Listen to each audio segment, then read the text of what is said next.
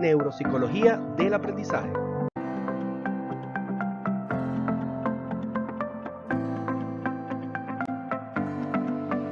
¿Cómo aprende el cerebro humano? ¿Por qué algunas personas enfrentan dificultades para leer, escribir o recordar, aún teniendo una inteligencia promedio o superior? En este video exploraremos el fascinante mundo del aprendizaje desde una mirada neuropsicológica. Analizaremos sus fundamentos cerebrales, los trastornos que lo afectan y cómo la ciencia evalúa estas complejas funciones mentales. Acompáñanos en este recorrido para comprender cómo pensamos, aprendemos y cómo el cerebro nos guía en cada paso del conocimiento. El aprendizaje es un proceso neurocognitivo mediante el cual el individuo adquiere, modifica y consolida conocimientos, habilidades, conductas o valores a partir de la experiencia.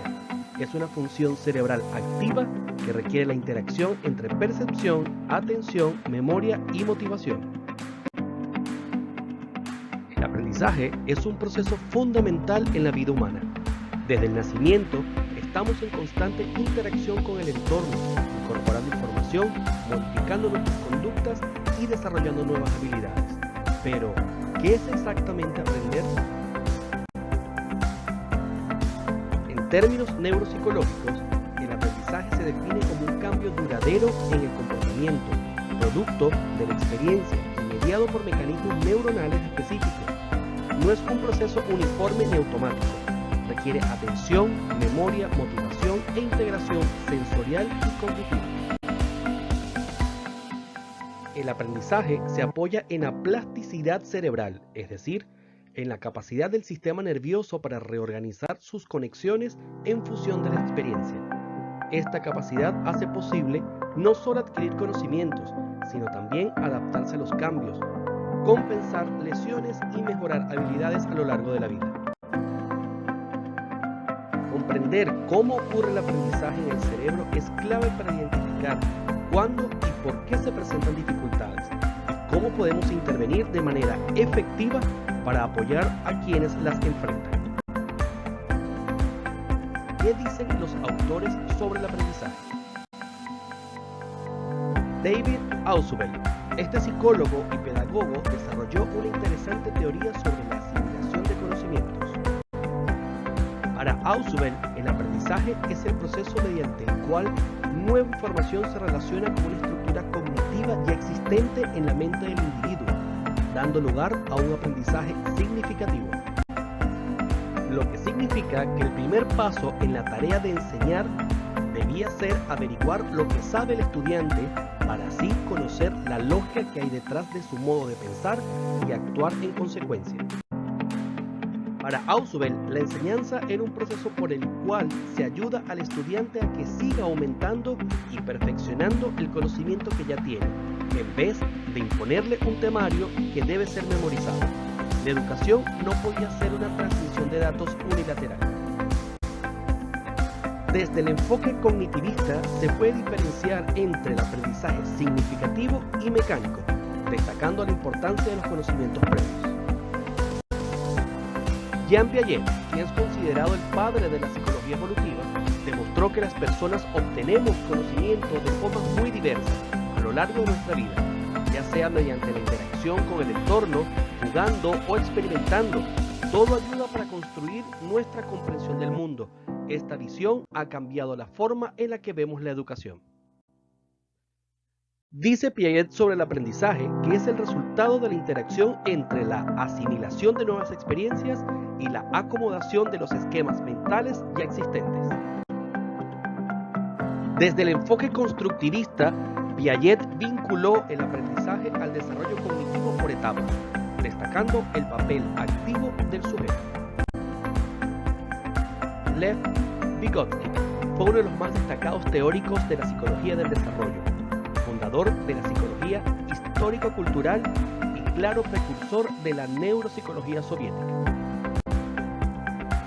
La teoría sociocultural de Vygotsky sobre el desarrollo infantil afirma que el desarrollo cognitivo se produce como resultado de las interacciones sociales. De esta manera, el aprendizaje es intrínsecamente colaborativo. En su teoría, Vygotsky afirma: el aprendizaje humano presupone una naturaleza social específica y un proceso mediante el cual los niños acceden al conocimiento a través de la interacción con otros. Enfoque neuropsicológico. El aprendizaje está sustentado en la plasticidad cerebral, la capacidad del cerebro para formar y reorganizar conexiones sinápticas. La plasticidad cerebral, también conocida como neuroplasticidad, es la capacidad del cerebro para reorganizarse y adaptarse a nuevas experiencias, lesiones o aprendizajes a lo largo de la vida. Esta adaptación se manifiesta en cambios estructurales y funcionales en las redes neuronales. Problemas de aprendizaje y sus implicaciones neurológicas. Problemas de aprendizaje. Los trastornos del aprendizaje no son problemas de inteligencia, sino alteraciones específicas del procesamiento cerebral. Los problemas de aprendizaje, también conocidos como trastornos del neurodesarrollo, son condiciones neurológicas que afectan la capacidad de una persona para adquirir, procesar, retener y aplicar información. Estas dificultades pueden manifestarse en diversas áreas como la lectura, escritura, matemática y habilidades motoras. Las implicaciones neurológicas de estos trastornos son significativas, ya que se derivan de diferencias en la estructura y función cerebral. Estos trastornos afectan el desarrollo del funcionamiento personal, social, académico y o laboral, y por lo general implican dificultades con la adquisición, la conservación o la aplicación de habilidades o conjuntos de información específicos. Los trastornos pueden implicar disfunción de la atención, la memoria, la percepción, el lenguaje o la interacción social. Otros trastornos del neurodesarrollo comunes incluyen trastornos de hiperactividad y déficit de atención, trastornos del espectro autista y discapacidad intelectual. Implicaciones neurológicas. Disfunción en áreas cerebrales como el lóbulo temporal para el procesamiento auditivo, el lóbulo parietal para el procesamiento facial o frontal para la planificación. La disfunción en áreas cerebrales como el lóbulo temporal, parietal o frontal puede manifestarse en diversos problemas, dependiendo de la zona afectada. El lóbulo temporal está relacionado con el procesamiento auditivo y la memoria, el parietal con el procesamiento espacial y el frontal con la planificación y el control ejecutivo. Las lesiones o disfunciones en estas áreas pueden causar dificultades en la audición, el reconocimiento de objetos, la memoria, la orientación espacial y la capacidad de planificar y ejecutar acciones. Alteraciones en la integración multisensorial. Las alteraciones en la integración multisensorial se refieren a dificultades en la forma en que el cerebro procesa y combina la información de diferentes sentidos: vista, el oído, el tacto, el gusto, el olfato, además del equilibrio y la propiocepción. Estas alteraciones pueden manifestarse como hipersensibilidad o hiposensibilidad a ciertos estímulos y pueden afectar el desarrollo, el aprendizaje y el comportamiento. La integración multisensorial es el proceso mediante el cual el cerebro combina la información de distintos sentidos para crear una percepción coherente del entorno. Por ejemplo, cuando vemos un objeto, también lo tocamos y nuestro cerebro integra la información visual y táctil para darnos una comprensión completa de ese objeto. Dislexia, dificultad para decodificar palabras. Discalculia, problemas con el sentido numérico. Disgrafía, alteración en la escritura. Ahora se presentan 3 ejemplos de implicaciones neurológicas. La dislexia es un trastorno específico del aprendizaje de la lectura de base neurobiológica. es una dificultad inesperada para el aprendizaje de la lectura en un niño con inteligencia, motivación y escolarización adecuadas. La dislexia es el trastorno del aprendizaje más prevalente y mejor estudiado. Los estudios de prevalencia de distintos países dan unas cifras de entre 5 y un 17% de la población. Los estudios poblacionales no muestran diferencias en la prevalencia según el género. La dislexia es un trastorno con una fuerte carga hereditaria. El 40% de los hermanos y entre un 30 y 50% de los progenitores de los niños disléxicos también presentaron el trastorno. Los padres a menudo se sienten identificados con las dificultades que presenta su hijo, aunque nunca hayan sido diagnosticados. La discalculia es un trastorno específico del aprendizaje que afecta la capacidad de una persona para comprender y trabajar con números y conceptos matemáticos. No se debe a falta de inteligencia, motivación o problemas de lectura, sino a dificultades innatas para procesar información numérica. El término inesperada se utiliza al ser una dificultad que se presenta en un niño con una inteligencia normal y una escolaridad apropiada. La discalculia es un trastorno menos estudiado y consensuado que otros trastornos de aprendizaje, como la dislexia. La prevalencia de la discalculia se sitúa, según los diferentes autores, entre el 3 y el 6% de la población escolar, y no parece que existan diferencias de género. La disgrafía es un trastorno específico del aprendizaje que afecta a la escritura, tanto a mano como en teclado, y puede manifestarse en diferentes niveles. No se debe a una falta de inteligencia ni a problemas motores, aunque puede estar asociada a dificultades motoras finas y coordinación visomotriz. Las personas con disgrafía pueden que escriban más lentamente que otras personas. Esto puede afectar que también se expresan por escrito. Además, suelen tener problemas con la ortografía porque les cuesta trazar las letras al escribir. La disgrafía no es una cuestión de inteligencia. A menudo sus desafíos están causados por problemas con las habilidades motoras. Estas habilidades pueden mejorar con ayuda, y las personas con disgrafía pueden calificar para recibir adaptaciones en el lugar de trabajo o en la escuela. Bases neurológicas del aprendizaje y la memoria.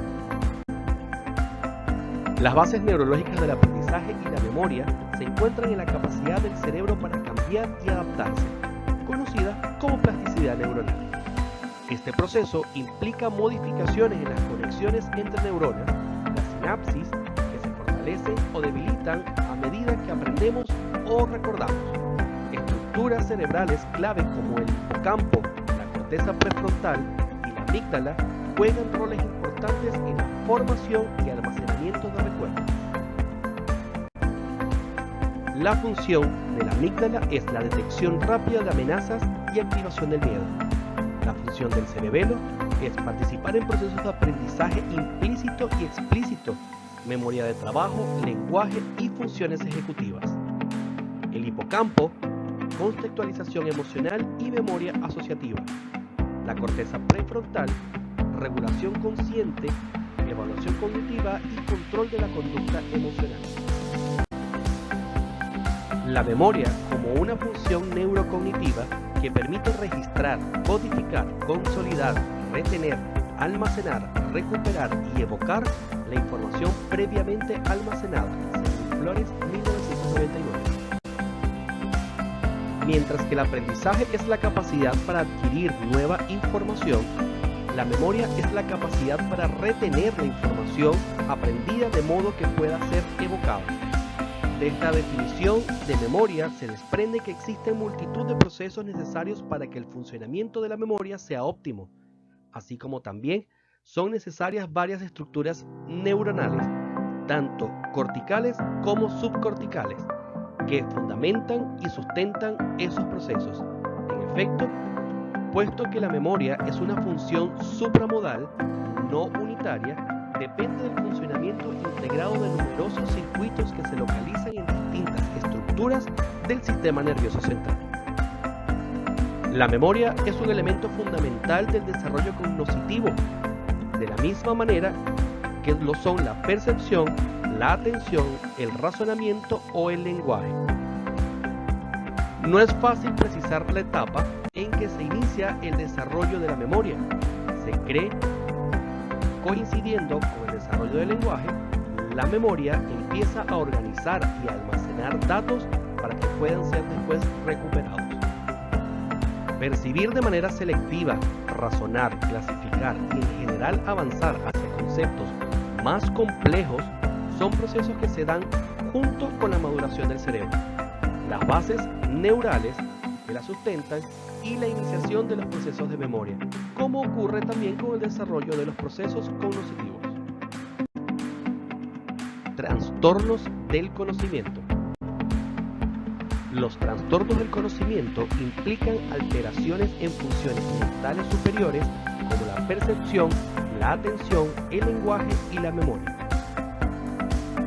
Los trastornos del conocimiento, también conocidos como trastornos del aprendizaje, son condiciones que afectan la capacidad de una persona para adquirir, procesar, retener o aplicar información de manera efectiva. Estos trastornos se manifiestan en dificultades específicas en el área como la lectura, dislexia, la escritura, la disgrafía, las matemáticas, la discalculia y el procesamiento auditivo. Dentro de los trastornos del conocimiento también tenemos los trastornos amnésicos, que son un grupo de condiciones que se caracterizan por la pérdida de la memoria, ya sea la incapacidad de formar nuevos recuerdos o la dificultad para recordar recuerdos pasados. Estos trastornos no se deben a demencia ni delirio y representan una disminución en el nivel de funcionamiento previamente alcanzado. También tenemos los trastornos del lenguaje, que son alteraciones que afectan la capacidad de una persona para comunicarse, ya sea al hablar o al entender lo que otros dicen. Estos trastornos pueden ser de tipo expresivo o receptivo, o ambos. Es importante diferenciarlos de los trastornos del habla, que se centran en la producción de sonidos. Las alteraciones en el reconocimiento o agnosias se refieren a dificultades para identificar o comprender información sensorial como objetos, personas o sonidos, a pesar de que los sentidos estén intactos. Se caracteriza por dificultades para mantener la atención, controlar impulsos y regular la actividad motora, afectando el rendimiento académico, social y laboral de quien lo padece. Déficit atencional, también conocido como trastorno por déficit de atención e hiperactividad, es un trastorno neurobiológico que afecta la capacidad de atención, impulsividad y en algunos casos la hiperactividad.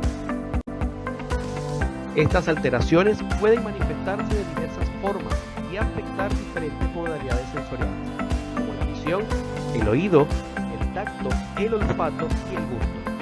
Pueden ser causadas por diversas condiciones neurológicas y psicológicas.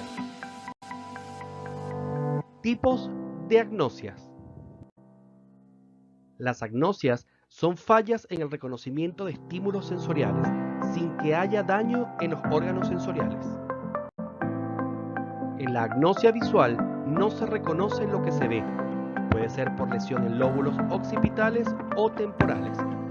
La agnosia visual es un trastorno en el que una persona, a pesar de tener una visión normal, no puede reconocer objetos, personas, lugares o formas a través de la vista. Esto se debe a una lesión o daño cerebral que afecta la forma en que el cerebro procesa la información visual. En la agnosia auditiva no se identifica el significado de los sonidos. En la agnosia táctil es la incapacidad para identificar objetos mediante el tacto. La agnosia táctil, también conocida como astereognosia, es un trastorno neurológico que afecta la capacidad de una persona para reconocer objetos a través del tacto. A pesar de tener intactas las sensaciones táctiles básicas, en palabras, la persona puede sentir el objeto, pero no puede identificarlo o nombrarlo solo con el tacto, aunque sí puede hacerlo visualmente. Trastornos de la ejecución. Estos trastornos afectan la ejecución del lenguaje o del movimiento intencional. Los trastornos de la ejecución, también conocidos como disfunción ejecutiva, se refieren a dificultades en los procesos cognitivos que ayudan a organizar pensamientos y actividades, priorizar tareas, administrar el tiempo y tomar decisiones. Estas funciones ejecutivas son cruciales para el éxito en diversas áreas de la vida, desde el ámbito académico y laboral hasta las relaciones personales. ¿Qué son las funciones ejecutivas? Son las encargadas de planificar y organizar, controlar la atención, regular la impulsividad, manejar la memoria de trabajo, adaptarse al cambio, resolver problemas y controlar las emociones. Las afasias son alteraciones del lenguaje producidas por un daño cerebral, frecuentemente en el hemisferio izquierdo. La afasia es un trastorno del lenguaje que resulta de un daño cerebral, usualmente causado por un accidente cerebrovascular o lesión traumática. Afecta la capacidad de una persona para comunicarse, incluyendo hablar, entender, leer y escribir. No es una enfermedad en sí misma, sino es un síntoma de daño en las áreas del cerebro responsables del lenguaje. Sus causas: accidente cerebrovascular, ACV, lesiones traumáticas, tumores cerebrales, infecciones o trastornos neurológicos. Hay dos tipos de afasia. Tenemos la afasia de Broca, que es la dificultad para producir lenguaje. La afasia de Broca, también conocida como afasia expresiva o no fluente, es un trastorno del habla que afecta la capacidad de producir lenguaje.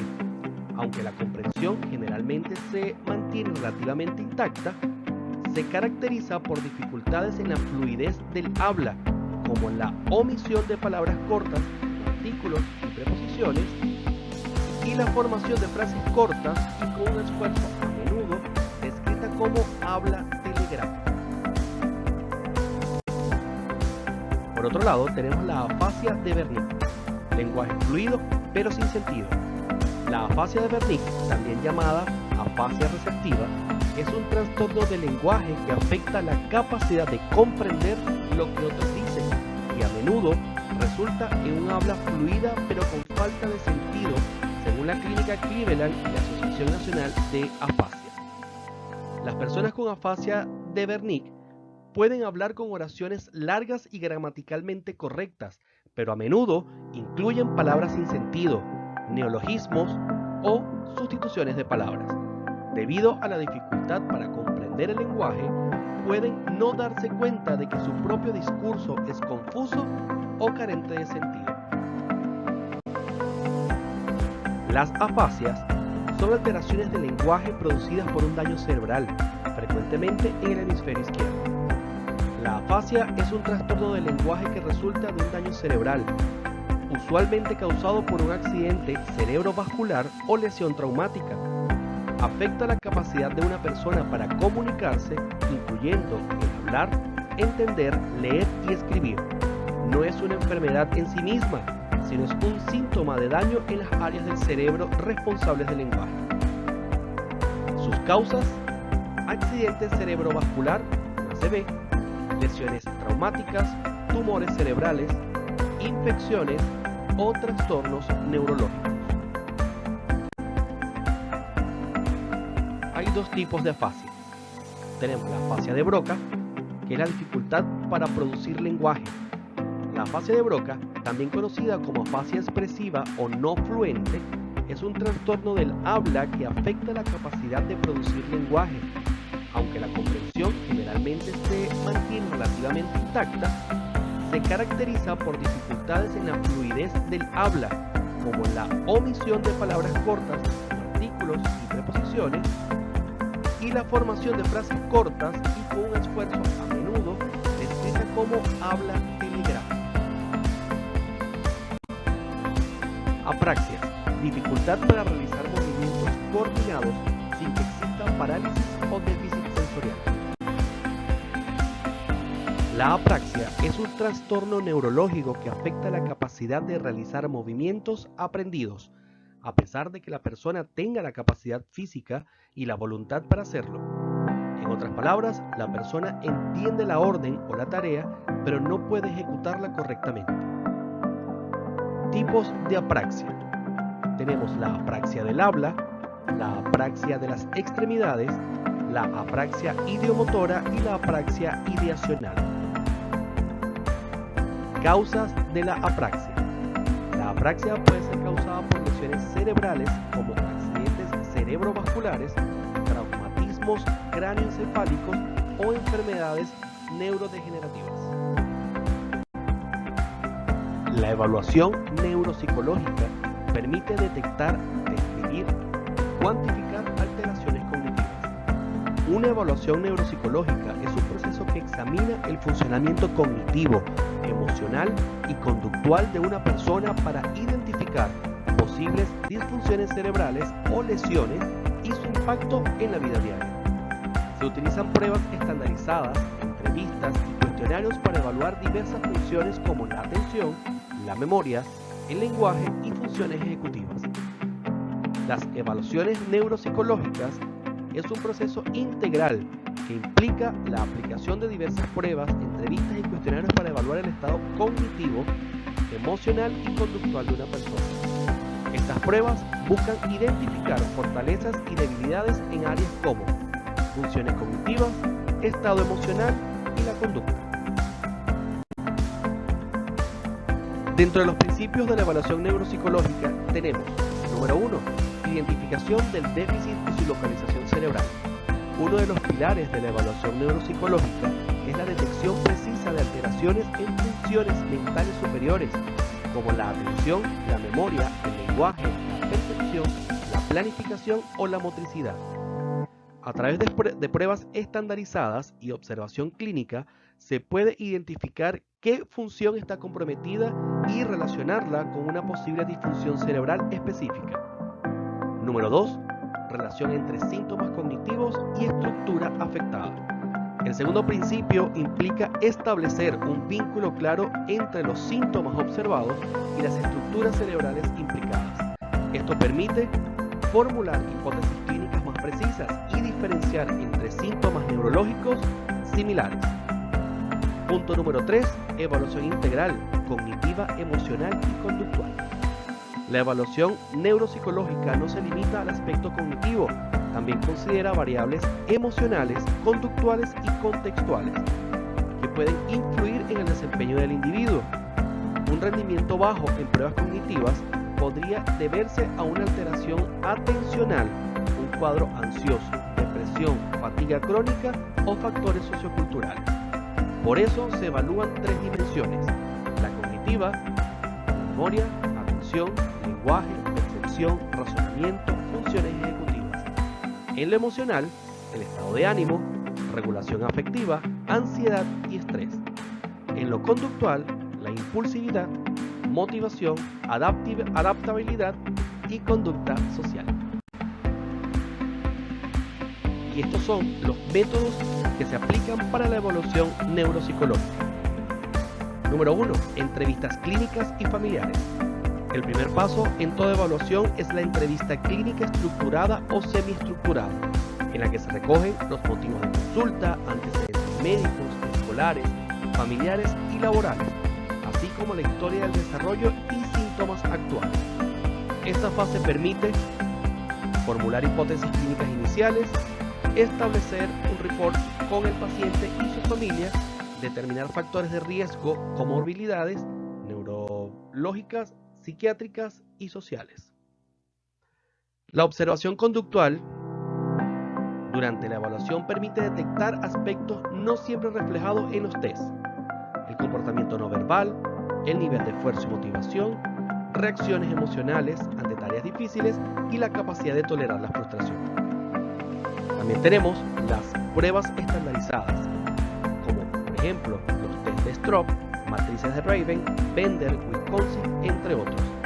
Este método central en la evaluación consiste en la administración de instrumentos neuropsicológicos validados que permitan medir funciones cognitivas específicas con precisión cuantitativa y cualitativa. Técnicas de imagen cerebral complementarias. Aunque la evaluación neuropsicológica es clínica, pueden complementarse con herramientas tecnológicas para sustentar o refinar hipótesis diagnósticas. Entre ellas tenemos la neuroimagen estructural y la neuroimagen funcional. Lissac y otros en el 2012 sostienen que la evaluación neuropsicológica no solo diagnostica, sino que orienta intervenciones personalizadas.